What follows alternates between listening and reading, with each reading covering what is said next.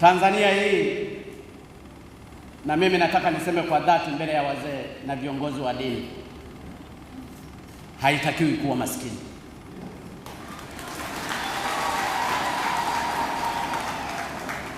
Tanzania hii ina kila kitu. Tanzania hii ina utajiri wa kila aina. Tanzania hii haitakiwi kuwa na wanafunzi wanakaa chini. Tanzania hii haitakiwi watu wawe wanakosa maji. Tanzania hii haitakiwi unapoenda Muhimbili au kwenye hospitali zetu unakuta watu wamelala kwenye kitanda, watu 5 wengine chini. Tanzania hii ni yenye neema.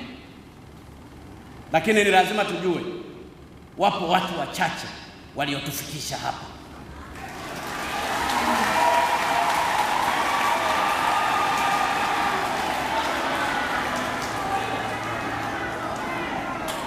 Wapo watu wachache waliotufikisha hapa.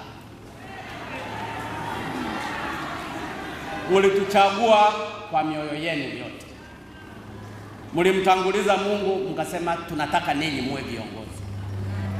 Ndio maana nasema kwa dhati, ndugu zangu wana Dar es Salaam na Watanzania kwa ujumla, tunaomba mtuamini ili haya tunayoyatekeleza tuyatekeleze kwa kweli, kwa sababu tunaamini tukiyatekeleza haya nchi hii itabadilika na itakuwa nchi ya mfano katika Afrika kama sio duniani.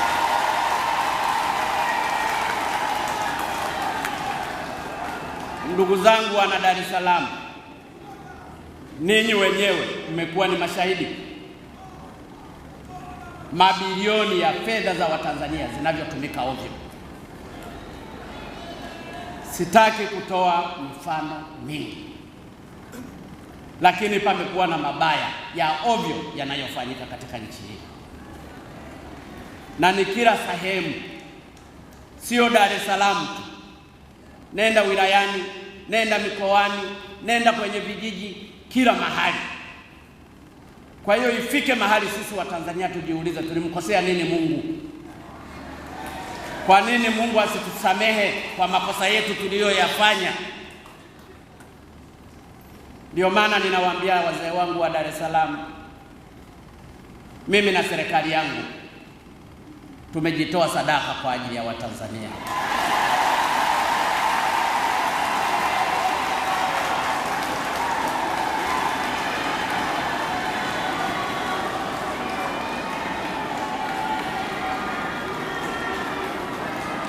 Tunaomba muendelee kutupa nguvu, muendelee kutuombea kwa Mwenyezi Mungu, ili haya matamanio yetu tunayotaka kuyafanya kwa ajili ya nchi ya Tanzania tuyatimize kwa haraka sana na kwa spidi kubwa sana. Na sisi ndani ya serikali tumejipanga, yule yoyote atakayejaribu kutukwamisha tutambomoa.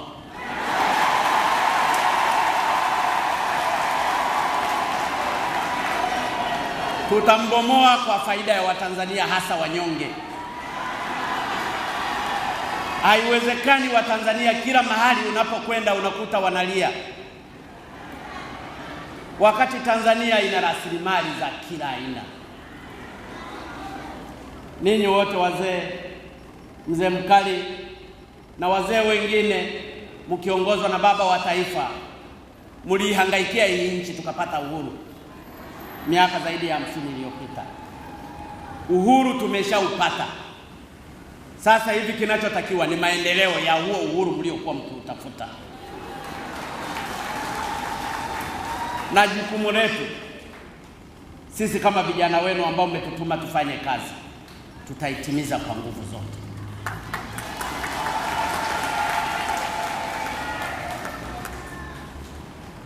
Katika siku 100 ambazo sisi ndani ya serikali tumefanya kazi, tumejifunza mengi. Tumekumbana na changamoto nyingi. Wapo watu katika nchi hii kwao fedha sio tatizo.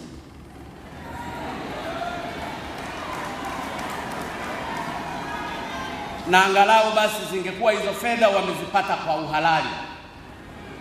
Fedha hizo wamezipata kutoka kwa masikini ambao wanahangaika sana.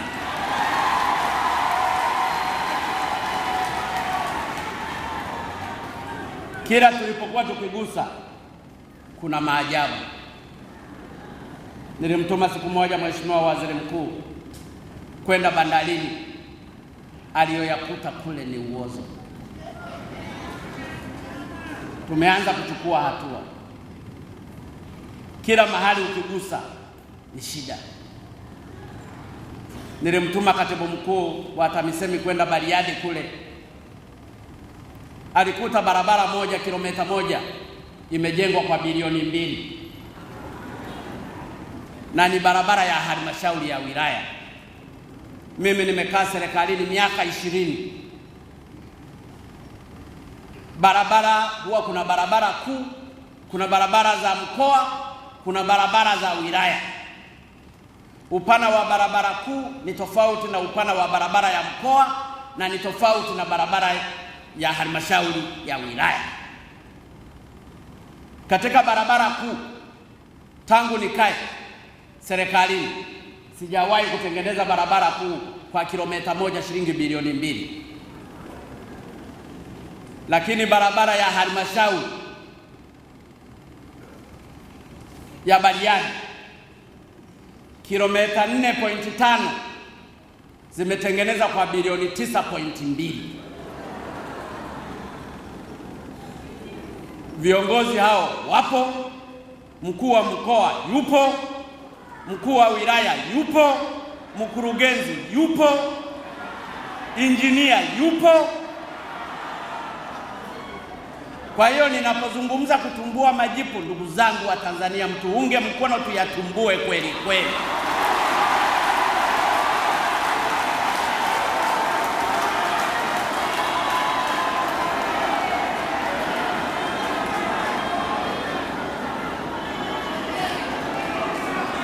Barabara hizo, nimetoa mfano wa Bariadi, zilikuwa zinatosha kutengeneza kilomita 22 hadi 23 za barabara za lami. Leo zinatengeneza kilomita 4.5.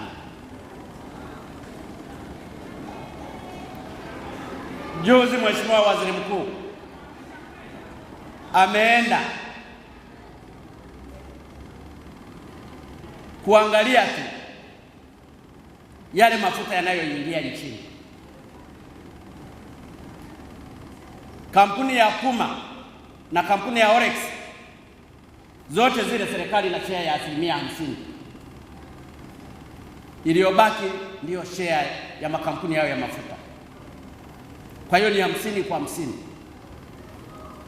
Ameenda kule kitu kinachoitwa flow meter, ambacho ndicho kinaruhusu kupima mafuta yanayoingia nchini. Ujue mafuta yanayoingia nchini ni kiasi gani. Miaka 5 hakifanyi kazi. Kwa hiyo mafuta yamekuwa yakiingia katika nchi, yanagawiwa kwa watu, na ndiyo maana mnaona ukitoka Dar es Salaam kwenda Kibaha, kila mahali kuna sheri. Zile fedha zingeweza kununua madawa ya wananchi. Zile fedha zingeweza kusomesha watoto bure. Hizo fedha zingeweza kutengeneza barabara, hata flyover za kila aina. Hiyo ndiyo Tanzania tulioikuta sisi awamu ya 5. Najaribu kutoa mifano hii, ni michache sana. Ningeweza kutoa mifano hii ni mingi ya kila aina. Nimeenda hospitali Muhimbili juzi. Nimekuta wakina mama wakanisimamisha, wakaniambia, Mheshimiwa Rais, neni ukaangalie kwenye wodi ya wakina mama. Mara ya kwanza nilienda upande mwingine, sikujua huko wodi ya wakina mama ikoje. Wasaidizi wangu wakaniambia usiende, nikawaambia ninaenda huko huko.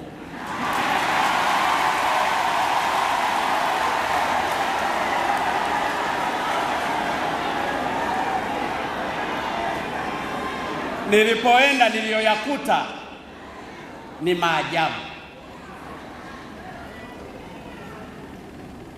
Wodi namba 36, maji yalikuwa yanavuja ya kutoka chooni yamesambaa mpaka kwenye sakafu. Wakina mama wale wamelala kwenye magodoro, unakuta godoro moja kuna watu 5. Hiyo ndiyo Tanzania. Lakini wakati unaenda kule Muhimbili, jirani kuna jengo ambalo linatumika kama ofisi ya uzazi na watoto. Lina wafanyakazi 70. Ni jengo la ghorofa 3 hadi 4. Lakini ukisogea mbele zaidi, kuna jengo ambalo lilianza kujengwa tangu awamu ya pili, enzi za Mwinyi, jengo la ghorofa 4 halijaisha. Mwinyi hakulimaliza, akaja mzee Mkapa hakulimaliza, akaja Kikwete hakulimaliza, na sasa niko mimi bado halijaisha.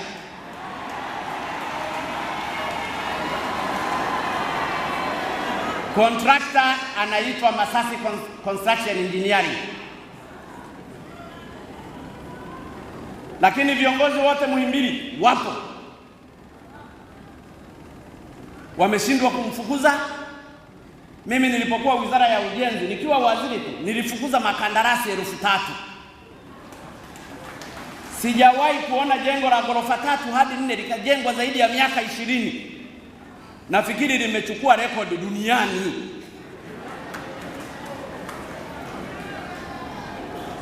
Lile jengo linaweza kubeba watu 342. Leo lina watu 100 wameweka kwenye ground floor. Maji hayajawekwa, umeme hakuna, ni aibu. Lakini pale pale Muhimbili kuna jengo la Moi jipya ambalo linajengwa na kampuni moja ya China. Ni la ghorofa 6. Nalo limejengwa kwa zaidi ya miaka 4. Halijaisha mpaka leo. Pana mabishano ya namna ya kumlipa huyo kandarasi. Kandarasi anadai bilioni 9, wao wanataka wamlipe kiasi gani? Wamechukua tu wagonjwa wachache, floor ya kwanza na ya pili na ya tatu. Floor ya juu kule hakuna watu kwa sababu jengo halijakamilika. Jengo lile lina standby generator, bado haijafungwa. Hiyo ndiyo Tanzania. Kwa hiyo ndugu zangu wazee wa Dar es Salaam, tunapochukua hatua, sisi viongozi mliotuchagua, sisi si wakatili sana. Tunawawakilisha ninyi, uchungu wenu.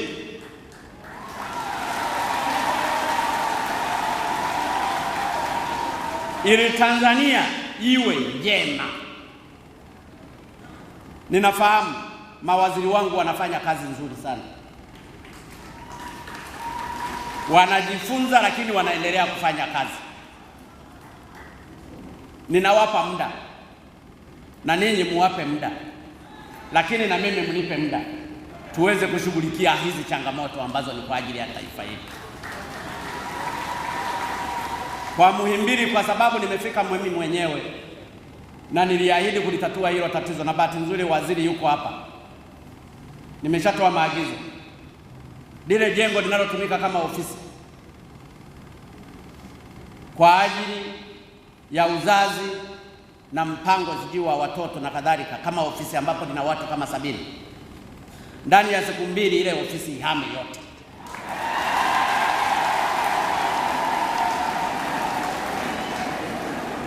Sasa waziri na katibu mkuu watajua watawatafutia watu, kwa sababu ni ofisi kama ilivyo ofisi ya waziri. Wakiweza wakakae pamoja na ofisi ya waziri na katibu mkuu pale Wizara ya Afya, lakini ndani ya siku 2 hizo pawe pameshajaa vitanda. Wale wakina mama waliokuwa wanalala chini wahamie kwenye jengo hilo jipya la pili.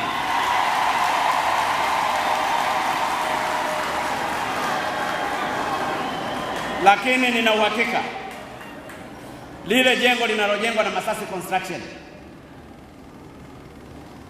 pamoja na lile lingine Kama kuna matatizo ya pesa, pesa ipo. Lakini kama ni tatizo la kandarasi, afukuzwe kwa mujibu wa sheria za makandarasi namba 17 ya mwaka 97. Tukianza kuvumilia na kulea huu uzembe, hatutafika. Tusipoanza sisi kuchukuliana hatua, hatutafika. Tanzania itakuwa ombaomba wakati tulitakiwa sisi tuombwe.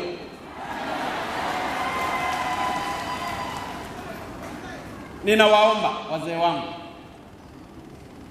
katika kipindi hiki, na sisi tunakiita kama kipindi cha mpito, mtuvumilie. Kama ni majipu, tutayatumbua kweli kweli.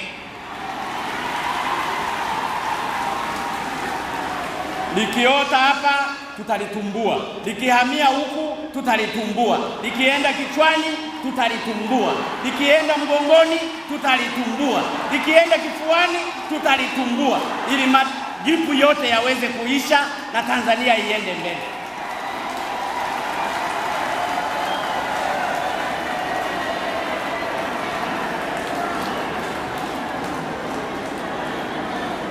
Nchi ya Tanzania haiwezi kaendelea bila kuwa na mapato yake. Lakini ni ukweli, wafanyabiashara wengi wamekuwa wakikwepa kulipa kodi. Tumeanza. Mara ya kwanza tulipoanza kuchukua hatua, fedha ziliongezeka tukapata trilioni 1.something. Mwezi uliofuata tukakusanya trilioni 1.592. Na mwezi uliopita tulikusanya trilioni 1.063. Tunataka hizi fedha tunazozikusanya ziende kuhudumia wananchi wa maisha ya chini.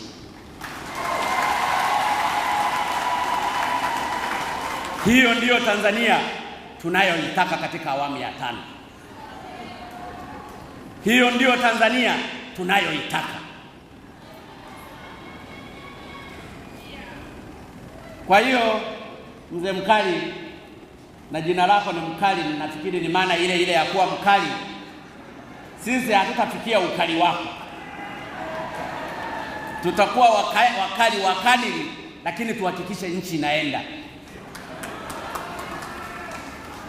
Zipo kejeli nyingi, wanasema nguvu ya soda. Hata kama ni soda, ukiweka gongo utalewa.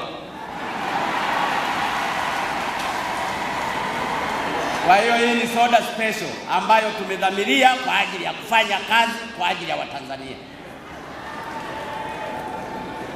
Haiwezekani nchi tajiri kama hii ya Tanzania tunakuwa ombaomba. Haiwezekani. Na ndiyo maana katika makusanyo tu ya muda ambayo tumeanza kuyakusanya, tumeanza kuyaelekeza kwenye maeneo ya maendeleo.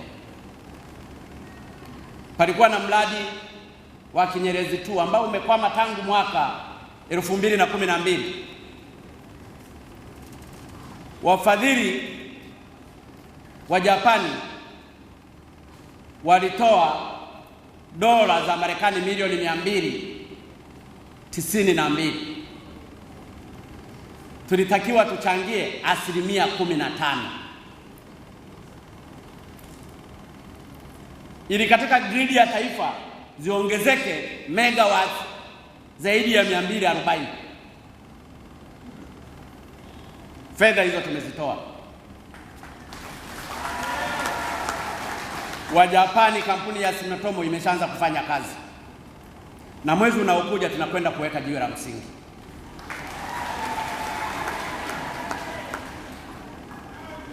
Flyover ya Dar es Salaam, kandarasi ameshaanza kazi kufanya mobilization, na fedha za advance payment ameshalipwa. Mwezi unaokuja tunakwenda kuweka jiwe la msingi. Barabara ya kutoka Dar es Salaam kwenda Chalinze, ile ya njia 6, upembuzi yakinifu umeshamalizika, design imeshamalizika, transaction advisor wa kusimamia ule mradi ameshamaliza kazi yake.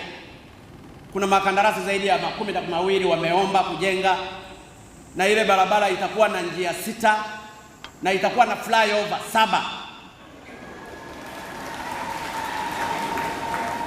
Tunamalizia taratibu ili process zote zimalizike. Nina uhakika ile naye katika kipindi hiki cha awamu ya 5 barabara ile iweze kujengwa na itakuwa na njia 6, na pale tutakuwa tumepunguza msongamano. Barabara hizi za Dar es Salaam, kwa sababu niko Dar es Salaam ni lazima nizungumze ya Dar es Salaam.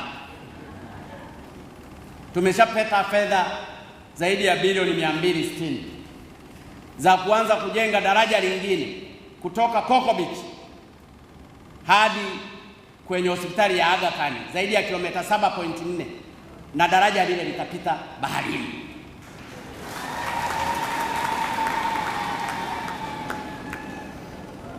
Barabara ya rangi 3 kuja mjini pale, nayo nilikuwa nazungumza na ubalozi wa Japani, wanafanya prosesi, ikiwezekana mwezi huu watangaze tenda kwa ajili ya kujenga ile interchange ya Ubungo.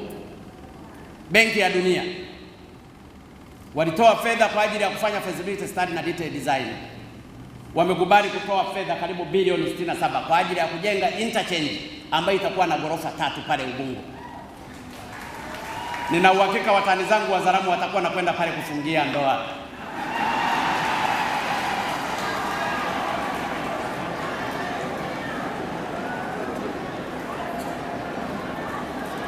Dar es Salaam ndiyo kioo cha Tanzania. Bila Dar es Salaam hakuna Tanzania.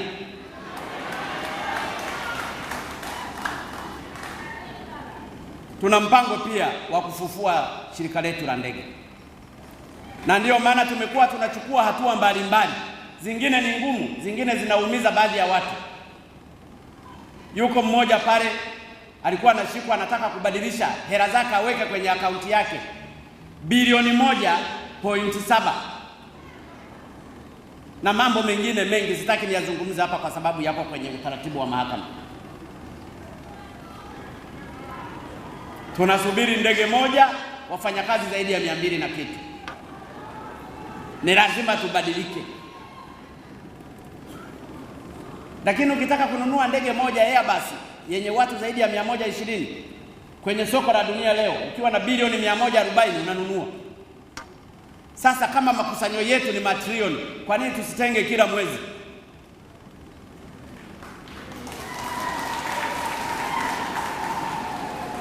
Kupanga ni kuchagua, na sisi kwa niaba yenu tumeamua kupanga.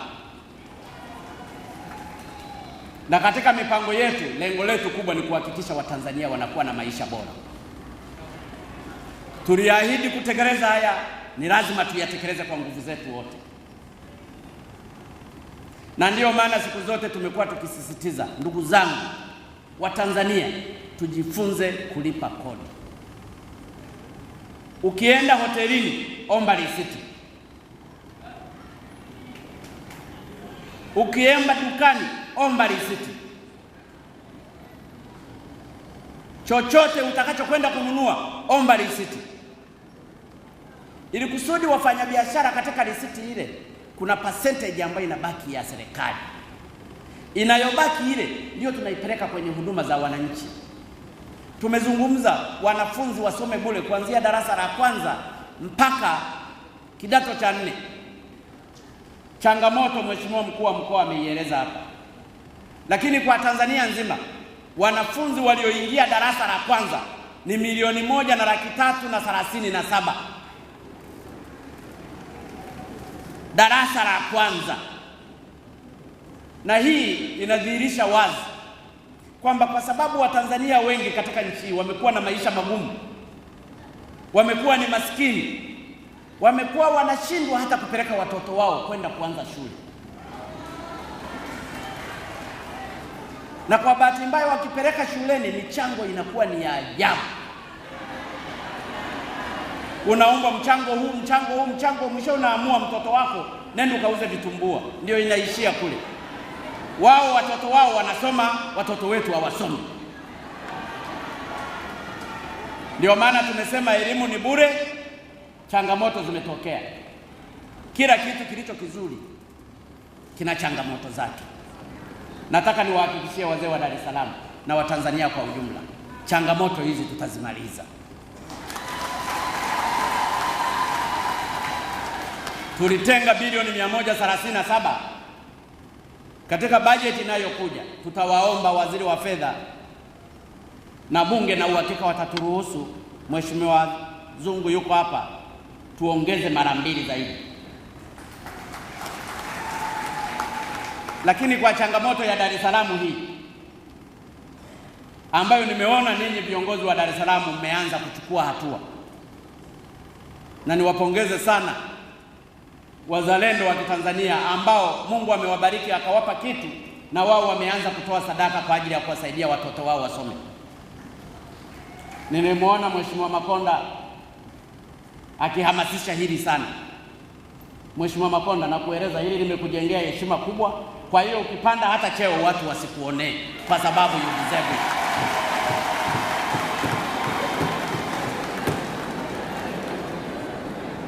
Kwa sababu na sisi tunakaa Dar es Salaam. Nilikuwa nazungumza na makamu wa rais na waziri mkuu. Tuna mawaziri hapa, manaibu waziri, makatibu wakuu na manaibu katibu wakuu. Nilipopiga hesabu mpaka na spika, wote tunakaa humu Dar es Salaam, tulikuwa kama watu 82 hivi. Nikasema kwa sababu siku nilipokuwa ninawateua hawakuniomba na wakakubali uteuzi wangu. Nikitoa amri ya leo wakatoa milioni 1 na wao kwenye mshahara yao, ni vibaya.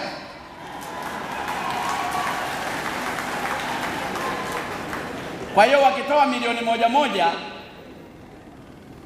zinafika milioni 82, inabaki milioni 18. Lakini kuna makamu wa rais, kuna waziri mkuu, kuna mimi. Tuigawane ile milioni 18, kila mmoja achangie milioni 6 itimie milioni 100.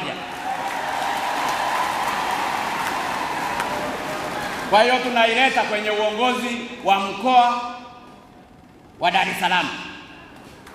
Lakini kwa sababu tumebanabana matumizi mahali pengine, kwa mamlaka mlionipa, Mheshimiwa mkuu wa mkoa, nataka nikuhakikishie nitakuongezea bilioni 2 zingine.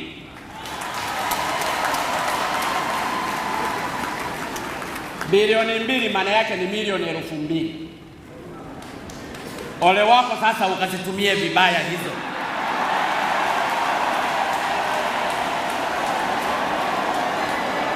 Msema kweli ni mpenzi wa Mungu. Na kwa sababu sasa tuna wilaya, kuna wilaya ya Temeke, kuna wilaya ya Ilala, kuna Kinondoni, kuna wilaya mpya ya Ubungo, kuna wilaya ya Kigamboni. Muzigawe hizo fedha katika wilaya 5, ziende zikachague maeneo ambayo yataweza kusaidia kujenga shule, ili watoto wetu hao ambao ndio taifa la kesho liweze kupata mahali pa kusoma. Ukiongezea na hizi milioni 100 zetu hizi ambao ni wakazi wa Dar es Salaam, ninafikiri zinaweza zikasaidia. Kwa hiyo nitoe wito, mchango ni hiari. Pasitokee watu kupitia hii hotuba wakaanza kuwalazimisha watu.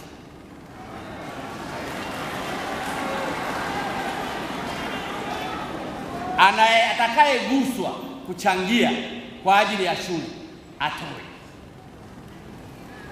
Usiende ukamtafuta mzee mmoja ana shida unamlazimisha lazima uchangie. Saa nyingine unatoa hata ndoo yake au sufuria yake ya kupikia.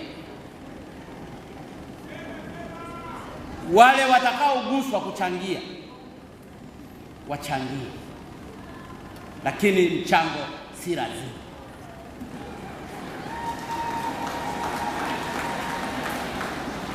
Kwa hiyo niwaombe viongozi wa mikoa wakuu wa wilaya na wakurugenzi, na nirudie wito wangu, ni aibu sana kwa mkuu wa mkoa, mkuu wa wilaya, mkurugenzi, unakaa kwenye ofisi nzuri, unakuwa kwenye gari nzuri, unalala kwenye nyumba nzuri, halafu jirani kuna shule wanafunzi wanakaa chini.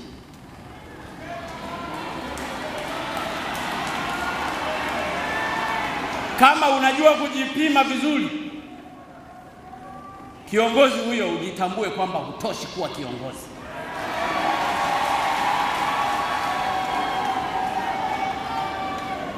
Ninajua sijateua wakuu wa mikoa, ma-DC na wakurugenzi.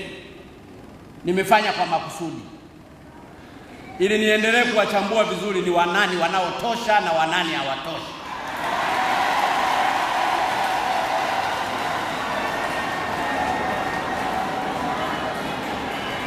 Kwa hiyo kutosha kwao ni lazima wajipange ni namna gani watatatua kero za wananchi.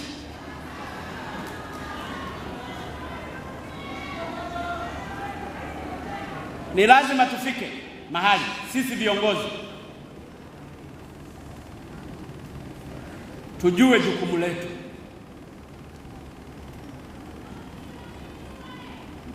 Unapopewa uongozi wowote, ujue wewe ni mwakilishi wa watu, hasa walio wanyonge, katika kutatuliwa shida zao.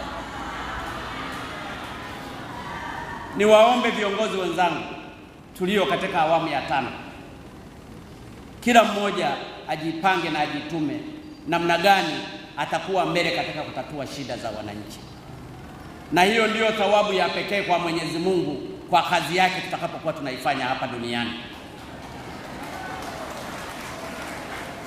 Tuliuomba uongozi na hayo ndiyo masharti ya uongozi.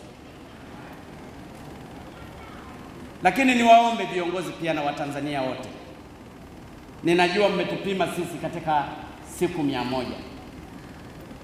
Inawezekana mnatuonea pia kwamba siku 100 za Magufuli, siku 100 za waziri mkuu, makamu wa rais, siku 100 za mawaziri na kadhalika. Mmesahau na ninyi kujipima siku 100 mmefanya nini kwa ajili ya Tanzania.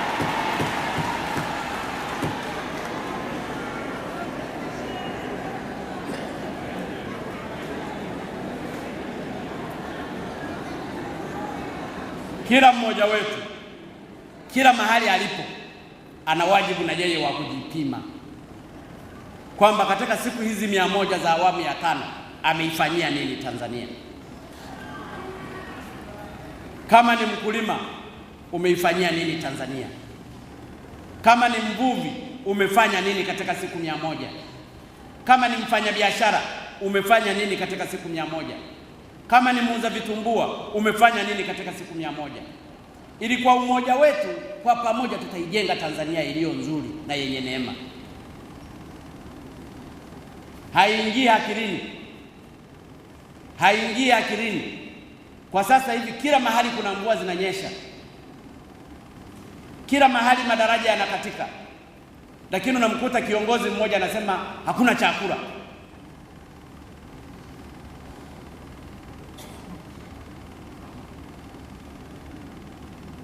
Maana yake ameshindwa kuutumia vizuri muda wake wa kuhamasisha wananchi hata kulima mchicha tu. Nguvu kazi kubwa za Watanzania, hasa vijana, utawakuta wanacheza pool wakati wa asubuhi. DC upo, katibu tarafa upo, mtendaji wa kata upo. Ikishafika wakati wa mavuno, huku sisi hatuna chakula. Natoa wito kwa viongozi wenzangu, katika mkoa au wilaya au tarafa itakayokuwa haina chakula kwa mwaka huu ambapo mvua zinanyesha sana, naye ajitambue kwamba hafai kuongoza katika nchi. Ni lazima sisi viongozi tuseme ukweli, na msema kweli ni mpenzi wa Mungu.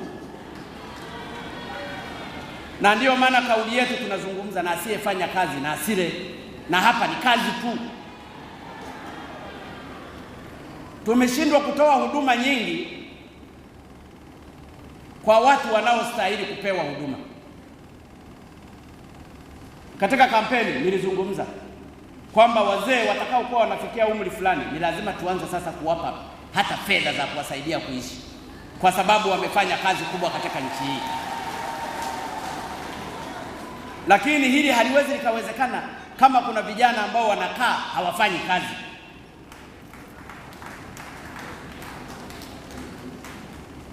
Ni lazima kila mmoja wetu afanye kazi. Na hili ni lazima niseme ukweli, kwa sababu msema kweli ni mpenzi wa Mungu.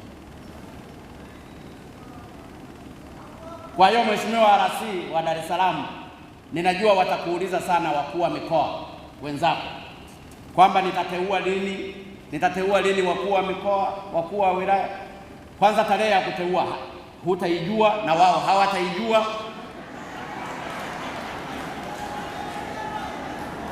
Lakini ninaendelea kuwachambua, lakini angalau Mheshimiwa nani huyu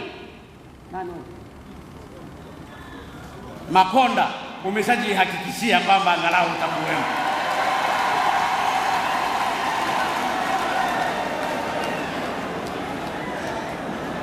Lakini na wewe sasa usiende kwenda kulala, kaendelee kufanya hizo juhudi. Lakini mimi nawapongeza Dar es Salaam hata kuniandalia mkutano kama huu wa kuja kutupa maelekezo yenu. Tunajisikia vizuri sana mimi ndani ya serikali. Mungu awajalie sana.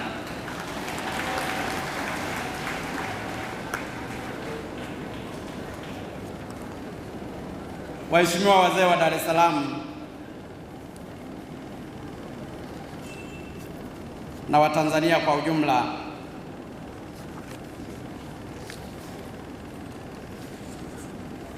sisi ni watumishi wenu. Napenda kuahidi kwenu, waheshimiwa wazee wa Dar es Salaam na Watanzania kwa ujumla, yale yote tuliyoyaahidi wakati wa kampeni, kila mkoa, kila wilaya tutayabeba. Tunafahamu mwanzo ni mgumu, una changamoto zake, lakini nina uhakika Mungu atatujalia tuzikabili pamoja na ninyi. Ni maeneo mengi yana changamoto. Kwenye kilimo kule kuna changamoto mengi, kwenye mashamba, na ndio maana mmekuwa mkiona mawaziri wangu wengine wanavamia machinjioni usiku wa manane. Ni kwa sababu wanataka kutimiza yale ambayo waliahidi kwa Watanzania. Kwa wakulima tunafahamu kamekuwa na mashamba mengi ambayo ni mashamba pori. Tumeanza kuyafuta hati zake ili Watanzania wengi wapate mahali pa kufanyia kazi. Kwa Dar es Salaam, nataka niwaahidi Dar es Salaam itabadilika. Nafahamu kuna changamoto ya kivuko cha Kigamboni. Daraja lile sasa la Kigamboni limekamilika. Kwa hiyo mambo yatakuwa Mungu. Tunafanya haya yote kwa sababu tutimize wajibu wetu kadiri tulivyokuwa tukiahidi kwenu. Napenda kuvipongeza sana vyombo vya ulinzi na usalama katika siku hizi 100 zilizopita, na zitaendelea hivyo katika kulinda amani na usalama wa Watanzania. Na ninaposema amani ya Watanzania ni mpaka Zanzibar na Pemba. Vyombo vyetu viko imara, mambo yataenda shwari. Napenda pia kuwashukuru sana viongozi wa dini mbalimbali kwa jinsi ambavyo mmekuwa mkiendelea kuliweka taifa hili kwenye mikono ya Mungu. Kwa ajili yenu Tanzania itapona. Endeleeni kuliombea taifa hili ili liwe taifa lenye amani katika maisha yake yote.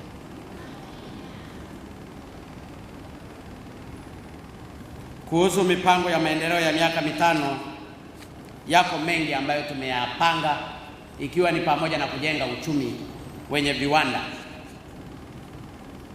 Tumeanza kuandaa mazingira ya kufanya hivyo.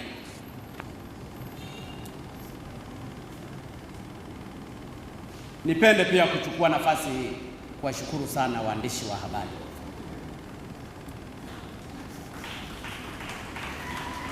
Vyombo vya habari vimetusaidia sana.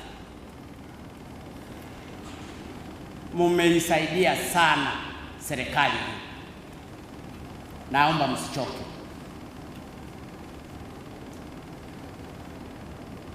Naomba msichoke.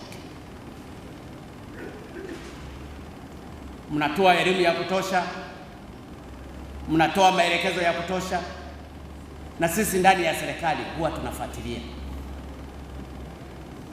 Juzi kuna gazeti moja liliandika, ni gazeti gani la Jamhuri, likawa linatoa michoro ya huko. Tukawa tunaulizana waziri mkuu, hawa wamejuaje? Sisi tunapanga mikakati na wao wameshajua. Tunawapongeza. Vyombo vya namna hiyo ndivyo vinatakiwa kufanya. Sio vyombo ambavyo vinakaa pale kwa ajili ya kuitukana serikali na Tanzania. Sisi wa Tanzania hatuna mahali pengine pa kwenda kukaa. Yako kwa kweli magazeti mengine mtu anaandika mpaka unashangaa. Unajiuliza, huyu ni Mtanzania au sio Mtanzania?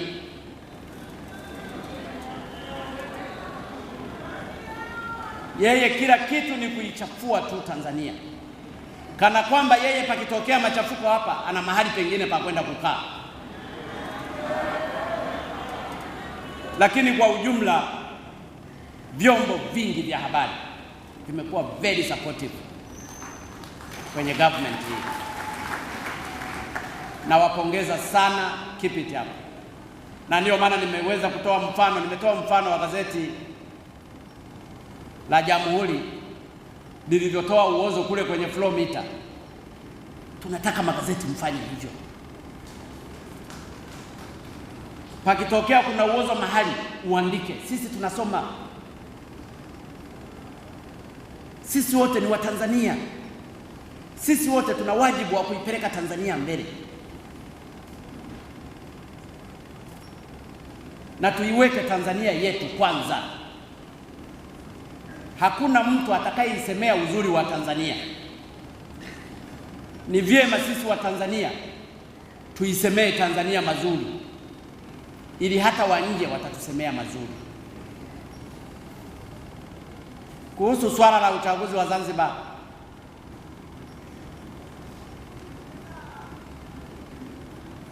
kwa mujibu wa katiba ya Zanzibar, nafikiri ni kifungu namba 112 au 115. Lakini kama ilivyo kawaida kwa tume za uchaguzi zilizo huru duniani, haiwezi kaingiliwa na rais yoyote.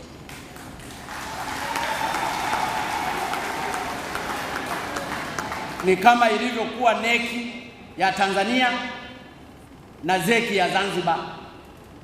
Na ndiyo maana tume zote za uchaguzi duniani kuwa ni huru. Huwezi upande mmoja pakawa huru, upande mwingine pakawa sio uhuru. Ninapenda kuheshimu sheria. Kwa hiyo ZEC ina uhuru wa kuamua mambo yake, na haiwezi kuingiliwa na mtu yoyote. Lakini kama kuna tafasiri yoyote ambayo ni mbaya, ambaye anayetaka kwenda kuitafuta hiyo tafasiri aende mahakamani. Mahakama iko hapo, hutaki kwenda, alafu namwambia Magufuli ingilia.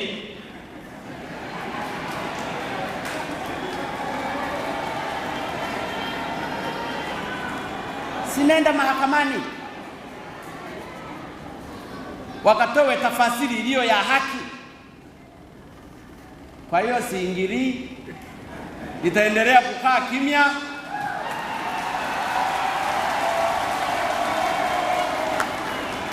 Jukumu langu kama amiri jeshi mkuu ni kuhakikisha usalama wa Zanzibar, Pemba na Tanzania unaimarika.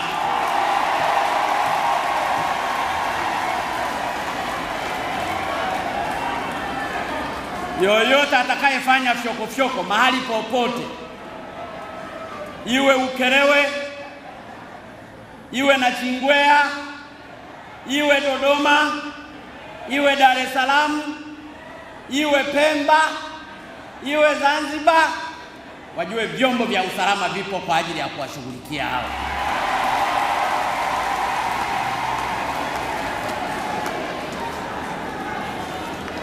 Ndugu zangu wana Dar es Salaam,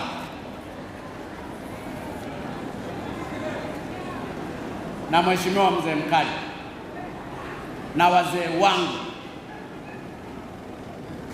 na Watanzania kwa ujumla,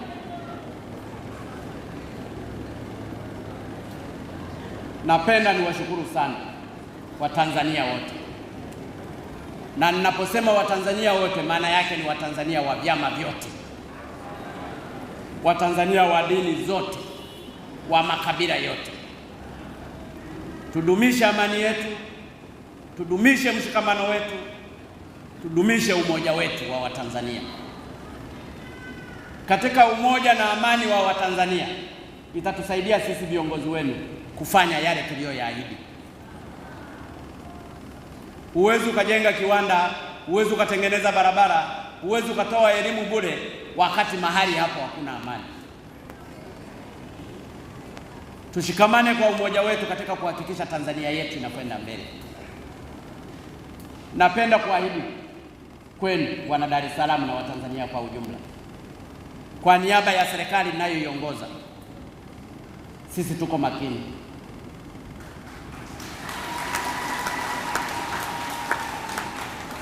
Tumeamua kufanya kazi kwa uadilifu mkubwa. Kila mmoja katika nafasi yake anajitahidi kufanya. Nataka niwahakikishie tutaweza. Nataka niwahakikishie Tanzania tutaivusha. Nataka niwahakikishie Tanzania itakwenda mbele. Nataka niwahakikishie Tanzania tutakwenda mbele kwa ajili ya maendeleo ya Watanzania wote. Nataka niwahakikishie tutajali sana maslahi ya watu wanyonge, ili kuhakikisha shida zao tunazimaliza. Naomba wazee wangu wa Dar es Salaam na Watanzania kwa ujumla mtuamini, lakini muendelee kutuombea. Kila palipo na mazuri, wabaya wapo. Kila palipo na malaika, hata shetani anakaa pembeni. Kwa nguvu zenu na kwa sala zenu na kwa dua zenu tutaivusha Tanzania, kwa sababu hilo ndio lengo letu. Na kwa wale wanaolalamika wachache, muwapuuze, kwa sababu hao ni miongoni mwa wale waliofaidi matunda ya watu wanyonge katika miaka ya nyuma. Hatuwezi tukakubaliana nao, lakini nataka niwahakikishie wafanyabiashara wote wa Tanzania tuko pamoja na wao. Wafanye biashara zilizo halali kwa manufaa yao na kwa manufaa ya Watanzania. Kwa wale wanaotaka kuanzisha viwanda, wajenge viwanda hata mamilioni. Kwa wale wenye hela zao wanaotaka kuwekeza katika nchi, wawekeze. Na kwa wazalendo wa Tanzania, nataka niwaambie wafanyabiashara wa Tanzania, huu ni wakati wenu. Nchi hii haiwezi kujengwa na watu kutoka nje. Rasilimali hii ya Tanzania tumepewa sisi na Mungu, ni lazima tuiendeleze sisi. Kwa hiyo niwaombe wafanyabiashara wa Tanzania watumie nafasi hii ya awamu ya 5 katika kufanya kila kitu wanachokiweza kwa ajili ya kufanya biashara.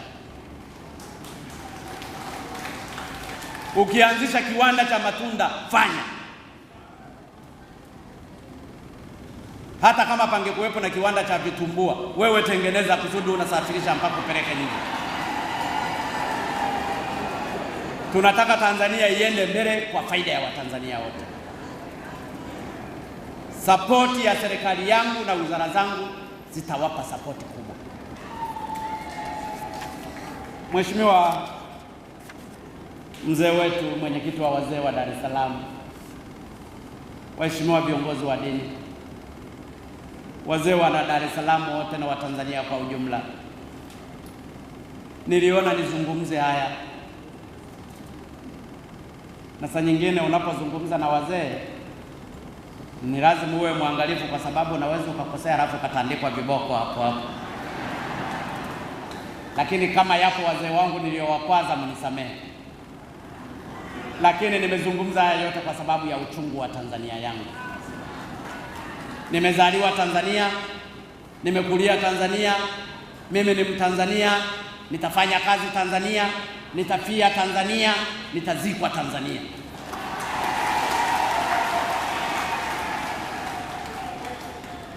Kila mmoja wetu katika mahali pake afanye kwa ajili ya Tanzania hii. Mungu atatusaidia, atatujalia kwa yote. Mungu ibariki Tanzania. Mungu abariki wazee wa Dar es Salaam. Mungu abariki Watanzania wote. Mungu wabariki Watanzania wote kwa faida ya Watanzania wote. Ndugu zangu, ninawashukuru sana. Wazee wangu, ninawashukuru sana kwa kunipa nafasi hii. Asanteni sana. Naomba tusimame juu tafadhali. Tusimame juu, tupige makofi mengi kwa hotuba hiyo ya kihistoria kabisa kutoka Mheshimiwa Rais wa Jamhuri ya Muungano John Pombe Magufuli. Naomba wazee wangu tupige makofi kwa ndugu zote hizo wakati mkuu wa mkoa anapenda kwenye mkutano wa shukrani. Naam, hiyo ni hotuba aliyoitoa Rais wa Jamhuri ya Muungano wa Tanzania Dr. John Pombe Magufuli alipozungumza na wazee wa Dar es Salaam kwa mara ya kwanza Februari 13 mwaka 2016.